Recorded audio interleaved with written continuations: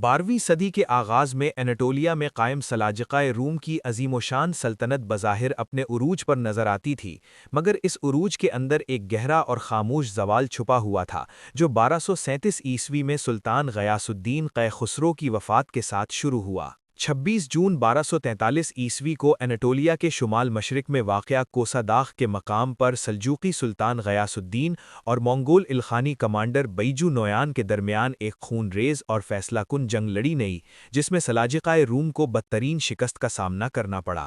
یہ شکست صرف ایک عسکری ناکامی نہ تھی، بلکہ سلجوقیوں کی خود مختاری کے خاتمے کا باقاعدہ اعلان تھا۔ کوسہ داغ کے بعد سلاجقہ سلاطین منگول الخانیوں کے باجگزر بن گئے، سالانہ خراج مقرر ہوا اور سلطنت عملی طور پر اپنی آزادی کھو بیٹھی۔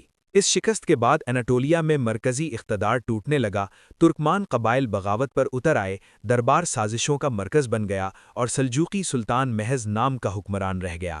یہی وہ تاریخی لمحہ تھا جس کے بعد سلاجقہ روم تیزی سے زوال کی طرف بڑھنے لگی اور اناٹولیا چھوٹی چھوٹی ترک ریاستوں میں تقسیم ہو گیا۔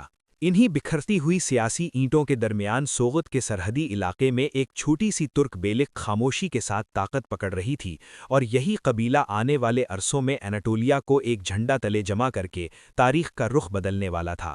سلاجقہ روم کے خاتمے کے بعد اناٹولیا مختلف ترک قبائل میں تقسیم ہو چکا تھا۔ ان قبائل کی ساری توجہ اس بات پر مرکوز تھی کہ وہ سلجوقی زمینوں پر اقتدار حاصل کریں، اسی لیے یہ قبائل وقتاً فوقتاً آپس میں ٹکراتے رہے۔ اس دوران سوغد میں موجود عثمانی قبیلے نے اپنی توجہ ترک قبائل کی بجائے مغرب کی بائزنطائن سلطنت پر مرکوز رکھی، اسی وجہ سے اس کے دوسرے ترک قبائل کے ساتھ بہتر دوستی کے تعلقات تھے۔ عثمانی فتوحات کی وجہ سے غازی سپاہی اور قبائل تیزی سے عثمانی بیلک میں شامل ہونے لگے۔ عثمان غازی اپنی فتوحات کو بائزنطائن علاقوں کی طرف بڑھا رہے تھے۔ برسا، بلیجک اور ازمت کے علاقے بتھینیا کہلاتے تھے، جہاں حکومت کمزور ہو چکی تھی۔ اس موقع کا فائدہ اٹھاتے ہوئے عثمان غازی نے سرحدی علاقوں پر پیش قدمیاں شروع کیں اور وہاں کے قلعے فتح کرنے لگے۔ ان کی فتوحات میں سمسا چاوس، کونور الپ، آئیکوٹ الپ اور عبد الرحمن غازی جیسے بہادر سردار شامل تھے۔ عثمان بے کے ہمسایہ رومن ٹیکفروں میں سب سے طاقتور اناگول کا گورنر آیا نکولا تھا۔ عثمان بے نے پہلے اسے ختم کرنے کا فیصلہ کیا۔ اناگول کے قریب سخت جنگ ہوئی جس میں عثمان غازی کو مشکل کا سامنا کرنا پڑا اور کئی ترک شہید ہوئے، جن میں ان کا بھتیجا بائہوچا بھی شامل تھا۔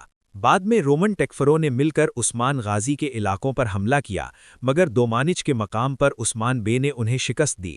اس کے بعد 1288 کے قریب کراچا حصار قلعہ فتح کیا گیا۔ یہ سلسلہ جاری رہا اور 1299 میں عثمان غازی نے یر حصار پر چالاکی سے قبضہ کر لیا، جب انہیں زہر دینے کی سازش کا پتہ چلا۔ اسی دوران ترگت بے نے اناگول پر حملہ کر کے اسے بھی فتح کر لیا۔ 1299 میں سلجوق سلطنت کی کمزوری کے بعد تمام ترک قبائل آزاد ہو گئے اور عثمان بے نے بھی اپنی مستقل سلطنت کی بنیاد رکھ دی۔ 1302 عیسوی میں قوین حصار کی جنگ میں عثمان غازی نے بائزنطائن فوج کو شکست دی۔ اس کے بعد برسا کا طویل محاصرہ شروع ہوا، جو آخر 1326 میں اورحان غازی کے دور میں فتح ہوا اور اسے دارالحکومت بنا لیا گیا۔ عثمان غازی کے انتقال کے بعد اورحان غازی نے فتوحات جاری رکھیں اور 1331 میں ازنق یعنی نائسیا فتح کیا۔ پھر 1337 میں ازمت بھی عثمانی قبضے میں آ گیا، جس سے اناٹولیا میں بائزنطائن اثر لگ بھگ ختم ہو گیا۔ ان فتوحات کے بعد عثمانی سلطنت ایک مضبوط قوت بن کر ابھری اور یورپ کی طرف بڑھنے کے لیے تیار ہو گئی۔ بعد میں کاریسی ریاست بھی عثمانی سلطنت میں شامل ہو گئی، جس سے